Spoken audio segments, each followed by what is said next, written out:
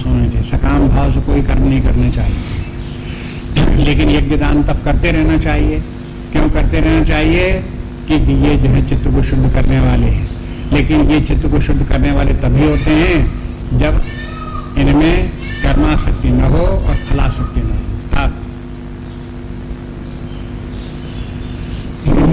तो दो शब्द आते हैं, एक तो आता है संगम त्यक्त्वा और फलानि त्यक्त्वा, कर्म के फल का त्याग करके और संग का त्याग करके।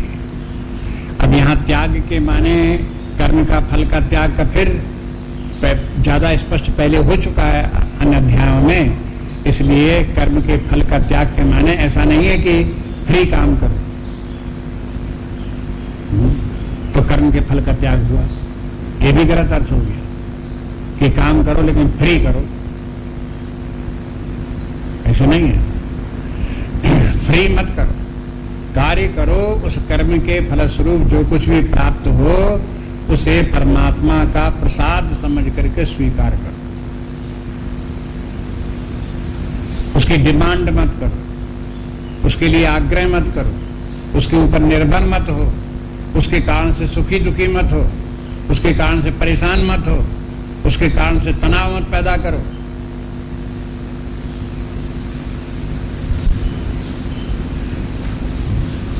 ये हुआ त्यक्त्वा फलानि। फलानि में हो गया बहुवचन, फलों का माने कर्म के, एक कर्म के भी कई फल हो सकते हैं, कई कर्म हो सकते हैं, उनके कई फल हो सकते हैं। तो उनके कर्म के जो फल हैं उनका त्याग करके, उनके माने उनकी आसक्ति न रखते हुए कर्म करो। तो निष्काम कर्मयोग, पहले जो निष्काम कर्मयोग होता है वो इसी बात का होता है कि कर्म करो और कर्म को करते रहो, लेकिन कर्म के फल का दुराग्रह मत करो। ज्यादा समझने के लिए कर्म का फल का दुराग्रह सदुपयोग करो, कर्म के फल का दुराग्रह छोड़ दो। बस कर्म का फल आता तो आए, जब आता है तब आए, जैसा आता है तैसा। कि कर्म का फल का आग्रह क्यों नहीं करना चाहिए? क्योंकि हम ये नहीं जान सकते कि किस कर्म का कब कैसा फल मिलने वाला है, और अगर हम आग्रह करेंगे तो जरूर कहीं न कहीं हमको धोखा खाना पड़ेगा और परेशानी उठानी पड़ेगी।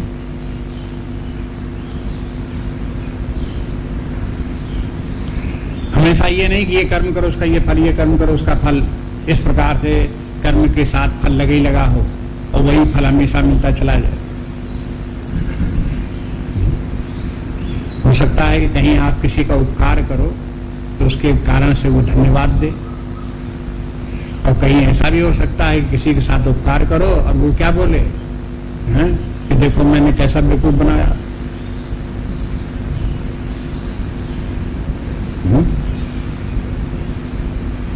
तो आपने कैसे समझ लिया कि परोपकार करो तो धन्यवाद मिलेगा मिलेगा, सम्मान मिलेगा मिलेगा? ये कहां का नियम है? कि हम तो यही समझते थे कि जब उपकार करो किसी के साथ में तो धन्यवाद देगा, कृतज्ञ होगा। लेकिन वो व्यक्ति व्यक्ति के ऊपर निर्भर हो सकता है। कोई व्यक्ति कृतज्ञ हो भी सकता है और कोई कृतज्ञ न हो करके ये भी कह सकता है कि हमने बेवकूफ बनाया इनको, ठग लिया इनको, धोखा दिया इनको। इसलिए आप कर्म के फल को कर्म के साथ में कर्म का कोई निश्चित फल जोड़ करके देखना चाहो तो आप धोखा खा जाओगे।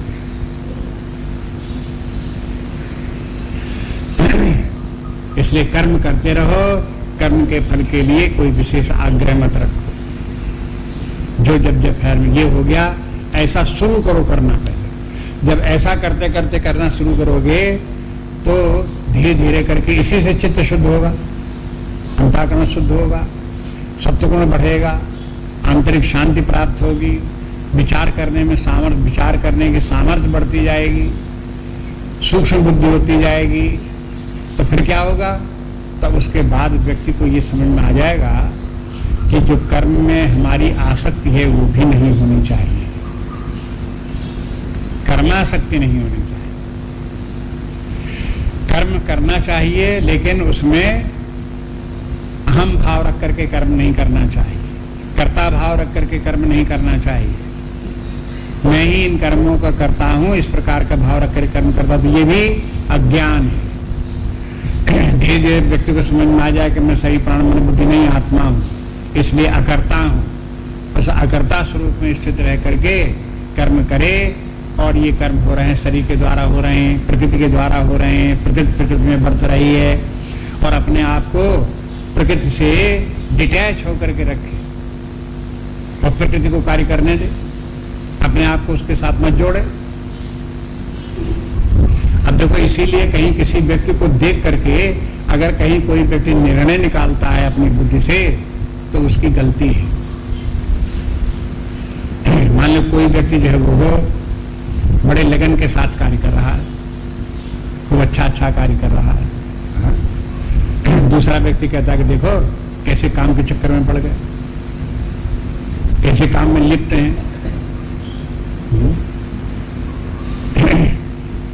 देखो कहां एक तरफ उन्होंने जो है वो घर बार सब छोड़ दिया, सन्यासी हो गए, त्यागी हो गए, लेकिन काम में इतने चिपके हुए हैं, नहीं छूट पाया उनसे। तो ऐसा जो बोलने वाले व्यक्ति हैं वो मंद बुद्धि के हैं। वो भी हो सकता है कि वो कार्य करने वाला व्यक्ति का ऊपर से तो कार्य कर रहा है, लेकिन कर्ता भाव उसमें है ही नहीं। ये कहां दिखाई देगा मंद बुद्धि व्यक्तियों को? संसारी व्यक्तियों को ये बातें नहीं दिख सकती कि कोई व्यक्ति कर्म भी कर रहा है और कर्ता भाव नहीं। कर्म तो कर रहा है, लेकिन कर्म फल का दुराग्रह नहीं है।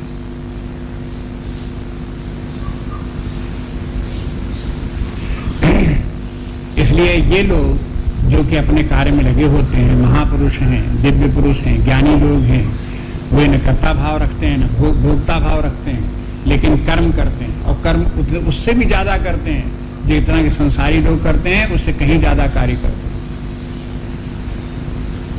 आप किसी भी महापुरुष को आप देख लो, बिना कर्म किए उसकी जो वो हो, उसकी महानता प्राप्त नहीं हुई। शंकराचार्य जी को आप क्या समझते हो? संसार शंकराचार्य जी कर्म में लिप्त थे, आसक्तियों में लिप्त थे, कर्म फल में लिप्त थे।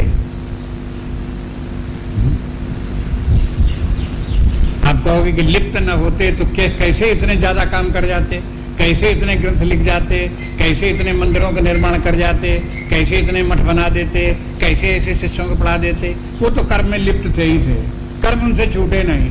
ऐसा अगर कोई व्यक्ति बोलता है तो मूढ़ है।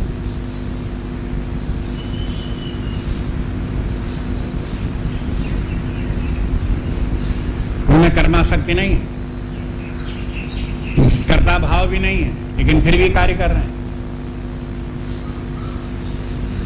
दूसरे लोग कर्ता भाव होने के कारण से काम करेंगे थोड़ा, और मैंने बहुत किया, बहुत किया, गाना गाएंगे बहुत। लेकिन ये लोग जो हैं, जो निष्काम कर्मी योगी हैं, ज्ञानी लोग हैं, ये कार्य करेंगे बहुत, लेकिन कहेंगे मैंने कुछ किया ही नहीं। कैसे हुआ? ये तो सब परमात्मा की योजना है, वही प्रेरणा देता, वही करा रहा है, जिस प्रकार चलता है तैसे चल रहा है। हमारा उसमें क्या करना धरना है? हमारा उसमें क्या लेना देना?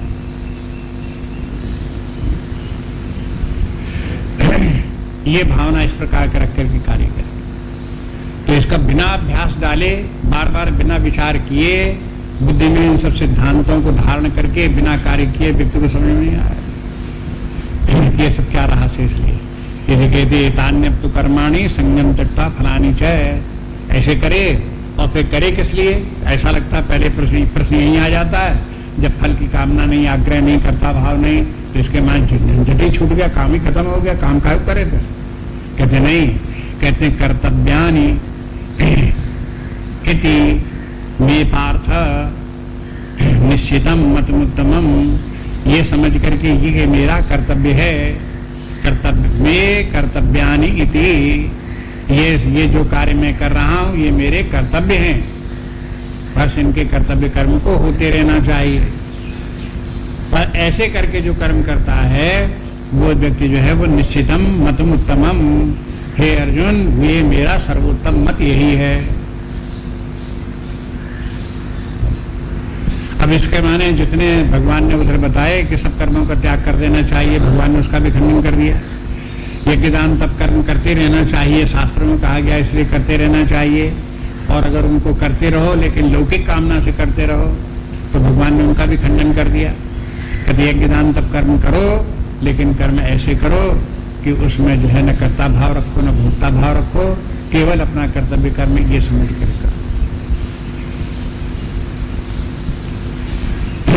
भगवान ने जब 5वें श्लोक में बोला यज्ञ दान तपश्चैव पावनानि मनीषिणाम, वैसे कहना चाहिए अज्ञानी व्यक्तियों को, संसारी व्यक्तियों को यज्ञ दान तप उनके अंतःकरण को शुद्ध कर देते हैं। लेकिन अज्ञानी और संसारी व्यक्ति का नाम न लेकर के मनीषिणाम कहते हैं। माने इनका अज्ञानी लोगों को तो चित्त शुद्ध हो गई, लौकिक लोगों को तो चित्त शुद्ध हो गई होगा। जो लोग ज्ञानमान व्यक्ति हैं, परमात्म ज्ञान आत्मज्ञान रखने वाले हैं, उनके भी चित्त शुद्धि बनी रहे, इसके लिए यज्ञ दान तप करते रहना चाहिए। आगे चल करके भगवान कहेंगे कि देखो यज्ञ दान तप जो वो हो आजीवन करने चाहिए। आजीवन माने ज्ञानी हो गए तब भी करने चाहिए, तब भी करने चाहिए।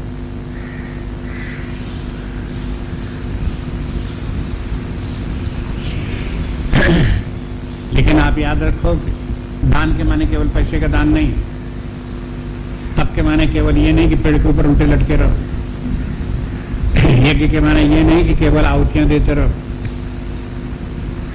इनका सबका रूप बदलता चला जाएगा। जैसे जैसे व्यक्ति ज्ञानी हो जाएगा वैसे वैसे उसका दान जो है वो ज्ञान का दान होगा, उसकी जो तपस्या होगा इंद्रिय निग्रह मनोनिग्रह होगा, परमात्मा में चित्त को एकाग्र होकर के लगाए रखना ये उसकी तपस्या होगी। और यज्ञ क्या होगा कि समस्त लोक कल्याण का कार्य करना। शरीर जिसलिए परमात्मा से प्राप्त हुआ है, इस शरीर का सदुपयोग होता रहे, लोक कल्याण इसके द्वारा होता रहे, यही उसका यज्ञ है। बस इस प्रकार से आगे चलकर ज्ञानी व्यक्ति का रूप ऐसे हो जाएगा। जब तक ये अवस्था प्राप्त न हो तब तक व्यक्ति को यज्ञ दान तप थोड़ा नीचे उतर करके नीचे स्तर पर जहां जिस स्तर पर रह करके कर सकता है करना अवश्य चाहिए। भगवान कहते हैं यज्ञ दान तप जरूर करने चाहिए।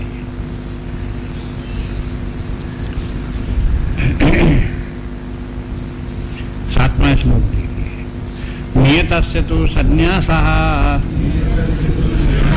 कर्मणो नोपपद्यते मोहात् तस्य परित्यागः तामसः परिकीर्तितः। नियतस्य तु संन्यासः कर्मणो नोपपद्यते मोहात् तस्य परित्यागः तामसः परिकीर्तितः।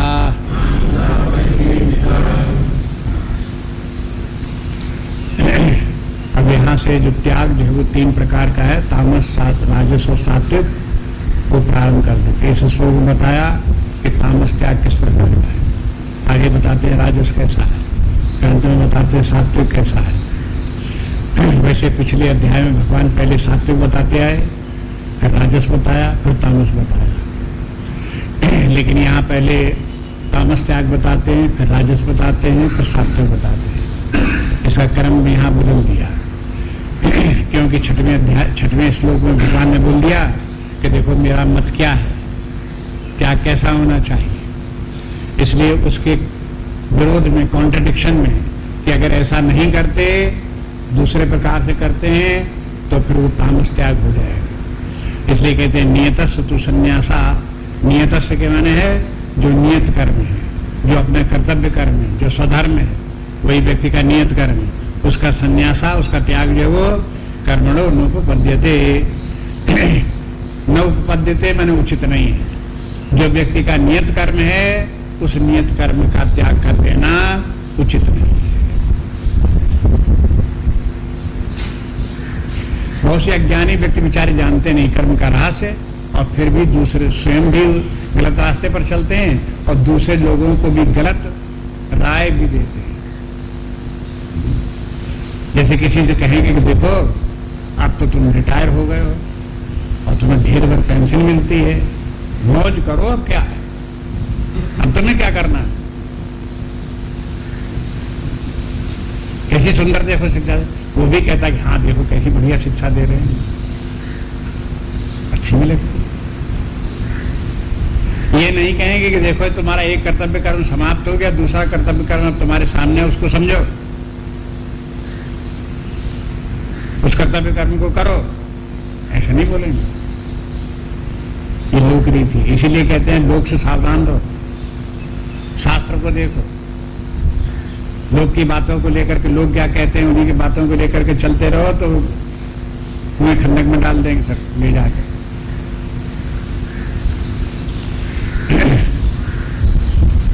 बहुत बार हम देखते रहे, हमारे सामने है, बहुत दिनों से पहले से ही लोग बाग रिटायर होते रहे,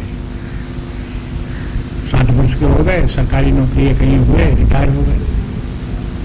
कई लोगों को ऐसा देखा कि रिटायरमेंट जब तक नहीं हुआ तब तक तो रहे स्वस्थ और कार्य करते रहे, रोज 2-4 मील चल करके दफ्तर तक जाते रहे, काम भी करते रहे। रिटायरमेंट के बाद ऐसे हुआ, जैसे ही रिटायर हुए तैसे ही 6 महीने के अंदर राम राम सब क्या हो गया उनको, एक नहीं कई लोगों को हो गया इस प्रकार। एक तो उनको रिटायरमेंट होने का धक्का लगा, हार्ट वीक हुआ, और दूसरा ये कि उन्होंने काम करना बंद कर दिया। इसलिए जो काम करने वाला व्यक्ति एकदम काम करना बंद कर दे तो बीमार हो जाना स्वाभाविक। ऐसे व्यक्ति को चाहे जितनी दवा खिलाओ मरेगा जरूर।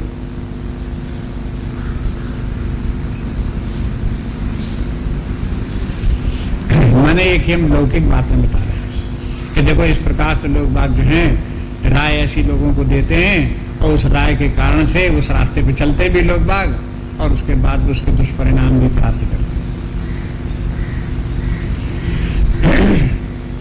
इसलिए नियतस्य तु संन्यासा कर्मणो नोपपद्यते, जो व्यक्ति का नियत कर्तव्य कर्म है वो त्याग देना उचित नहीं है। अब व्यक्ति को पता लगाना पड़ेगा नियत कर्म क्या है।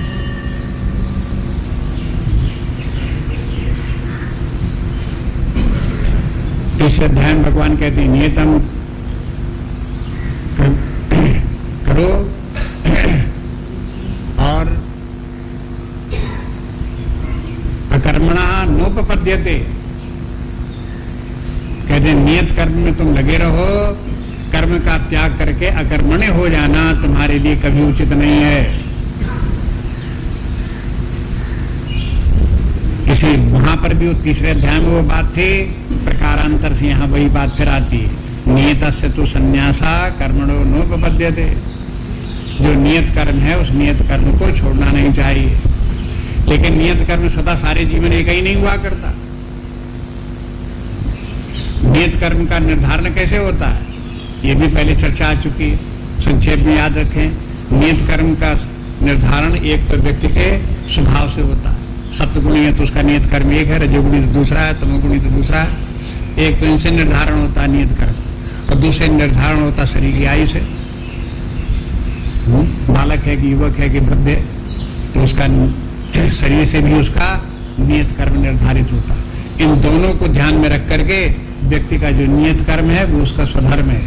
उस स्वधर्म को उसे व्यक्ति को पहचानना चाहिए, अपने आप से समझना चाहिए। न अपने आप से समझ में आए तो पूछे कि शास्त्र में हमारे लिए क्या धर्म बताया गया, हमारा नियत कर्म क्या है। नियत कर्म तो व्यक्ति का जब तक सांस चलती है, अंतिम सांस चलती है, तब तक कुछ न कुछ नियत कर्म है उसका।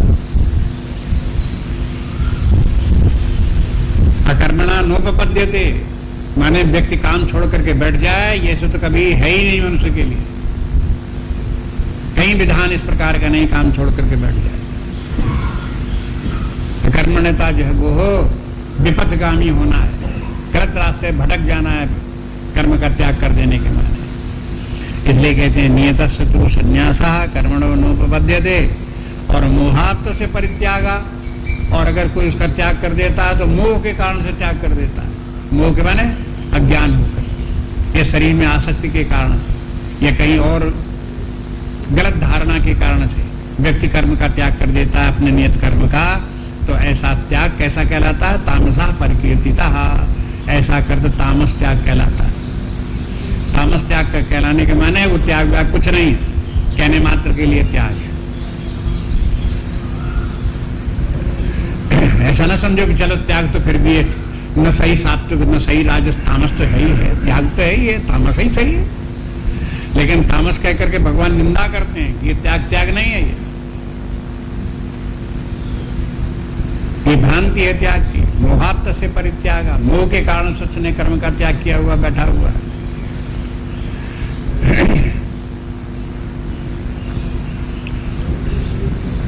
मोह का फिर अर्थ स्मरण रखें। मोह के माने जो सत्य है उसका ज्ञान नहीं, जो मिथ्या है उसी को सत्य माने हुए, इस धारणा से जो जीवन जी रहे हैं वो मोहग्रस्त हैं।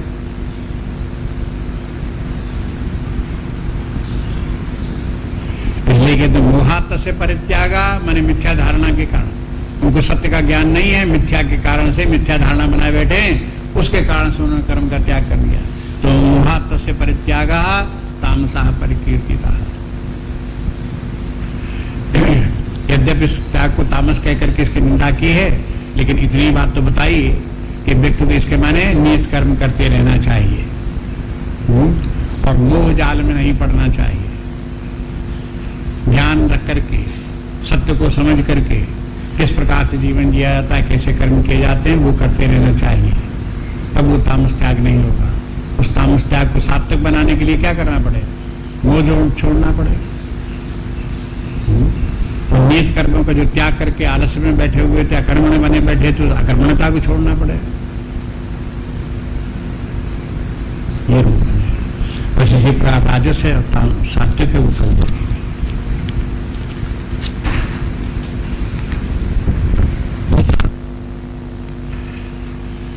नान्या स्पृहा रघुपते हृदय सुमदीये सत्यं वदामि च भवान् अखिलान्तरात्मा भक्तिं प्रयच्छ रघुपुङ्गवनिर्भरां मे रामादिदोषरहितं कुरु मानसं च।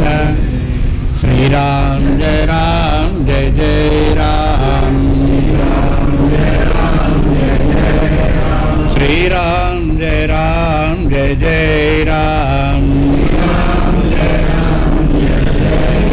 श्रीराम जय राम जय जय राम, श्रीराम जय राम जय जय राम, श्रीराम जय राम जय जय राम, श्रीराम जय राम जय जय राम,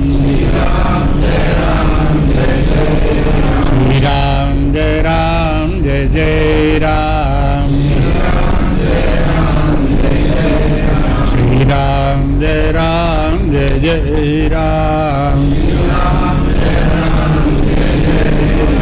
श्रीराम जय राम जय जय राम, श्रीराम जय राम जय जय राम, श्रीराम जय राम जय जय राम,